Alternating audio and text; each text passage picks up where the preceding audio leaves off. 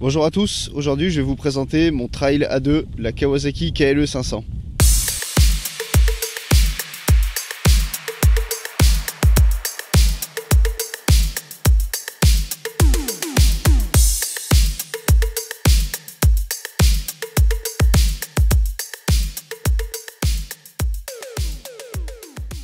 C'est une moto qui date de 1992, elle a été produite de 1991 jusqu'à 2006 avec un restylage sur ces dernières années. Et c'est une moto qu'on voit assez peu ressortir quand on cherche une moto en A2 et c'est bien dommage parce qu'elle est bourrée de qualité. Donc son moteur est issu de la 500 GPZ, donc la petite sportive de Kawasaki du début des années 90. Il développe dans cette version 48 chevaux, donc il est un petit peu assagi en puissance, mais il a gagné en couple pour qu'elle ait un agrément de conduite un peu plus typé trail, ce qui en fait une moto qui passe pour le permis A2. C'est une moto de conception assez ancienne, très rustique, aucune aide électronique évidemment, pas d'ABS, pas de traction de contrôle, rien du tout. Le modèle est de 92, c'est donc la deuxième année de commercialisation. Elle est entièrement d'origine, sauf les clignotants, dont un clignotant qu'il faudrait que je change parce qu'il est dans un sale état. Et pareil pour l'avant, sinon c'est une configuration d'origine, la selle d'origine. Il y a le porte-paquet d'origine qui permet de mettre par exemple un top case. Avant, c'est une moto qui est assez polyvalente, elle peut autant bien se débrouiller sur route avec un moteur relativement rageur comme aller dans les chemins. Alors attention, c'est pas non plus une moto de cross. Niveau look, on peut dire qu'elle a un look typiquement trail des années 90. C'est pas quelque chose de très matu vu. C'est pour ça que je l'aime bien aussi, je l'ai pris pour sa discrétion. Je parle pas vraiment de la couleur, mais le style est assez passe-partout. Après, c'est sûr, faut aimer. L'avantage de tout ça, c'est que ça reste une moto qui est relativement peu chère. La mienne, je l'ai payée 1300 € et j'ai fait quelques frais dessus pour qu'elle soit nickel pour repartir sur les routes.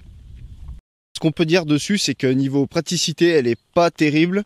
On peut pas enlever la selle et il n'y a pas de coffre de selle. Enfin, soi-disant, d'après Kawa, ça, c'est censé être un coffre de selle, mais même en l'ouvrant, je cherche toujours la place pour ranger quoi que ce soit. Petit raffinement, on a un support de casque. Il suffit d'attacher la lanière et après on peut poser son casque et il tient tout seul. Mais c'est vraiment pas une moto très pratique.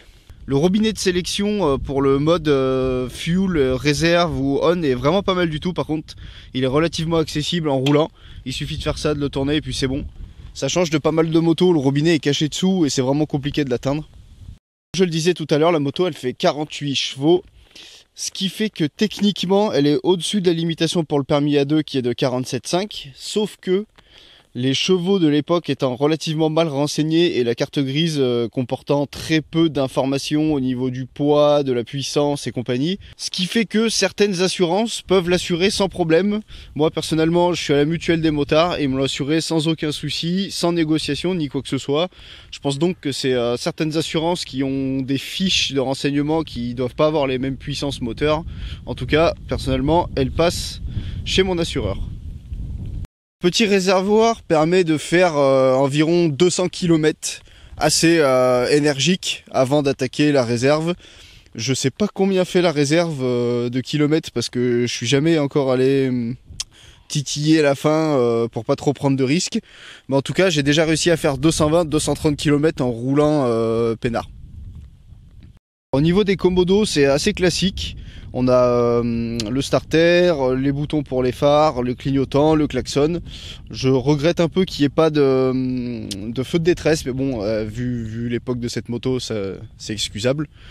De l'autre côté, c'est du relativement classique, le bouton de démarrage, le bouton pour mettre les phares en veilleuse, les allumer ou même les éteindre, vu qu'à cette époque on pouvait encore les éteindre, et le coupe-circuit. Au niveau du compteur, il n'y a pas grand chose, on a juste un témoin de points morts, un indicateur de clignotant bon, qui fonctionne pas sur la mienne parce qu'elle a une centrale de clignotant LED, ensuite un voyant pour la température, un voyant pour les pleins phares et un voyant pour l'huile. Au niveau du compteur, on voit que la mienne elle totalise 50 558 km, on a un compteur de vitesse et un compte tour relativement basique. Alors typique des Kawasaki de cette époque, on a des buses d'air qui sont prises ici et qui descendent jusqu'au moteur. Alors est-ce qu'il y a vraiment une utilité? Ça, je sais pas trop. Cette moto est vachement polyvalente dans le sens où, comme je vois sur le groupe Kawasaki KLE 500 France sur Facebook, d'ailleurs salut les gars, il y a beaucoup de possibilités avec cette moto. On peut soit faire comme moi, la laisser un petit peu passe-partout, qu'elle soit autant à l'aise sur de la route que du petit chemin carrossable. On peut rapidement la mettre en un peu plus cross en changeant les pneus et en mettant un meilleur sabot moteur, parce que le problème de ce sabot moteur, c'est qu'il est très fragile et qu'il se plie en un rien de temps. Et je vois aussi passer du monde qui la transforme en super motard. Alors je sais pas trop ce qu'il faut faire vraiment, mais en changeant les pneus, en bougeant un petit peu l'amortissement, parce que l'amortissement est très souple sur cette moto. Et ça lui donne quand même des possibilités, avec quelques modifications, de pouvoir en faire un petit peu ce qu'on veut. Donc évidemment, double carburation, relativement de conception ancienne. Hein. Donc ce qui fait que sa consommation est un petit peu élevée et ce qui nécessite un petit peu d'entretien. Mais ça reste quand même des motos qui sont réputées increvables au niveau du moteur et qui peuvent faire beaucoup de kilomètres si elles sont bien entretenues. Une des grosses maladies de cette moto, surtout dans les premières années comme la mienne, c'est au niveau de l'alternateur. À l'intérieur de cette partie-là, donc il y a un rotor d'allumage avec les aimants qui permettent de faire le champ magnétique nécessaire à l'allumage des bougies. Et les aimants sont coulés dans la résine et avec le temps, la résine se casse et les aimants peuvent se détériorer et partir à l'intérieur du moteur, ce qui fait que la moto reste sur place et il faut tomber la moitié du moteur. Donc j'ai eu le cas, mais par chance j'ai pu changer le rotor à l'aide d'un ami. D'ailleurs Jordan, si tu me regardes et si tu regardes cette vidéo, encore merci à toi. Ça peut être vraiment handicapant si ça arrive en roulant. Sur le marché, il existe des rotors renforcés. Donc où les aimants sont coulés dans le métal, une fois que c'est changé, normalement ça bouge pas. Si je dis pas de bêtises, à partir de 1994, ils ont renforcé cette pièce de base. Mais d'après ce que j'ai cru comprendre, c'est quand même pas incroyable et la meilleure manière reste quand même de changer ce rotor. Donc c'est quand même vraiment un truc à voir lors de l'achat de ce véhicule. Parce qu'on peut dire que c'est son principal défaut. Si ça a déjà été changé, ça peut être un gage de qualité pour l'achat. Bon là je vais vous faire écouter le bruit de la moto. Voilà le bruit qu'elle fait avec le pot d'origine. La moto elle est assez haute à enjamber. Moi je fais 1m77 et c'est vrai que j'ai un petit peu de mal à avoir les deux pieds qui touchent par terre. Et ça fait faire un peu de gymnastique pour monter dessus. Par contre une fois qu'on est dessus, on a vraiment une installation très droite. Un trail quoi avec un guidon très large. Elle est très maniable, on pourrait presque dire que c'est un vélo. Les commandes tombent bien sous la main. Je sais pas si c'est d'origine mais moi j'ai la commande d'embrayage réglable ainsi que la commande de frein réglable, c'est pratique pour moi qui ai des petites mains. La vision dans les rétroviseurs est vraiment pas mal du tout. On a aussi une bonne visibilité sur le compteur de vitesse, le compteur et les informations du tableau de bord. Vous remarquerez que moi j'ai ajouté un petit module que j'ai trouvé sur un site chinois bien connu qui me donne l'heure et la température. Parce que c'est vrai que le compteur ne donne pas grand chose de plus que les informations de base.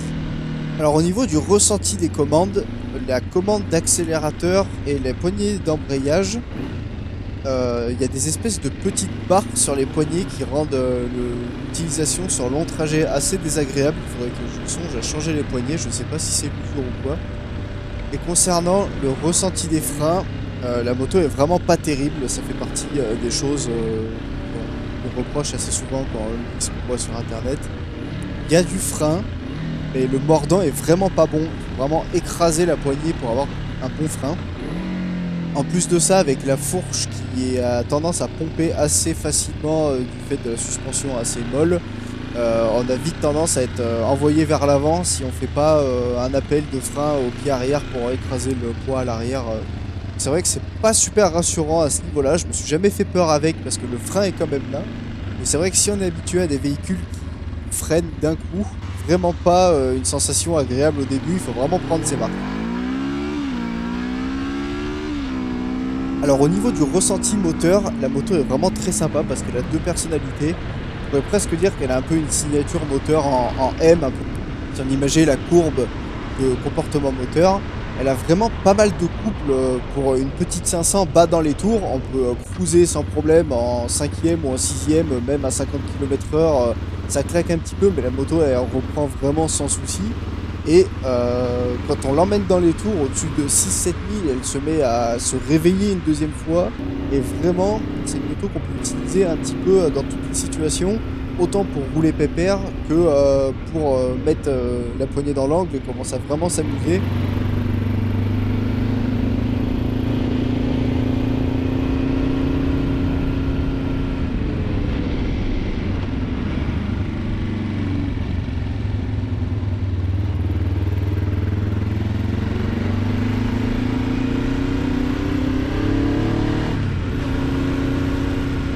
Au niveau du confort de la moto en elle-même, la selle est pas mal du tout.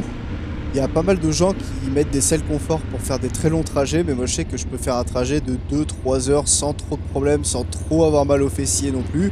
Alors c'est sûr, on peut pas faire du 8 heures de suite avec une selle comme ça, elle est quand même... ça reste une selle de cette époque-là sur une moto qui est pas ultra haut de gamme. La moto engendre pas mal de vibrations au niveau des cale-pieds et du guidon, ce qui fait que ça peut être désagréable si on a des chaussures pas trop épaisses. Elle a tendance à vibrer un peu de partout quand elle monte assez dans les tours. Au niveau du cale-pied droit, à l'arrière, on retrouve une espèce de plaque qui permet de faire la protection avec là où passe le pot d'échappement. Ce qui fait que quand on a des chaussures un peu larges à l'arrière, on n'arrive pas à bien caler complètement son pied sur le cale-pied, je trouve. Je vais vous laisser avec 2-3 extraits où on voit un peu le bruit du moteur et puis le comportement de la moto.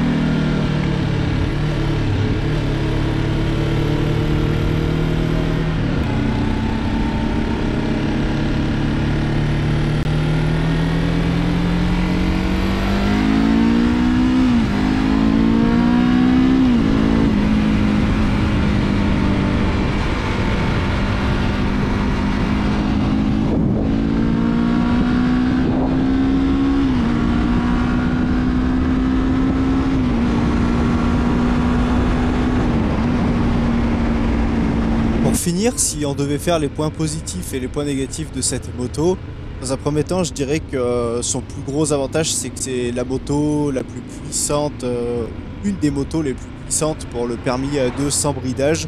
C'est un choix, mais moi le fait d'avoir une moto qui respire complètement, qui a sa pleine puissance tout le temps, c'était vraiment un critère décisif pour mon choix de moto en permis à 2.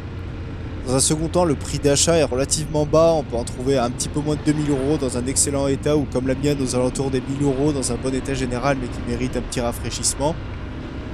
On peut aussi dire que c'est une moto super polyvalente comme je l'évoquais dans le début de la vidéo, c'est vraiment une moto à tout faire. On peut personnaliser à sa guise pour en faire vraiment la moto dont on veut le plus, soit une utilisation complètement route, soit une utilisation mixte, soit une utilisation chemin, elle passe vraiment partout. Son moteur qui est très polyvalent permet de compléter un petit peu le tableau à ce niveau-là. La consommation est relativement raisonnable avec un calculé entre 5 et 6 litres au 100 suivant la conduite. Évidemment on peut monter un peu plus haut dans des conduites extrêmes mais moi je trouve que c'est relativement raisonnable pour une moto de cet âge-là qui fait 48 chevaux. Même si évidemment c'est vrai qu'avec des motos modernes on peut faire beaucoup mieux. Et ça c'est une question de goût, mais en gros point positif je dirais que c'est le côté unique de cette moto.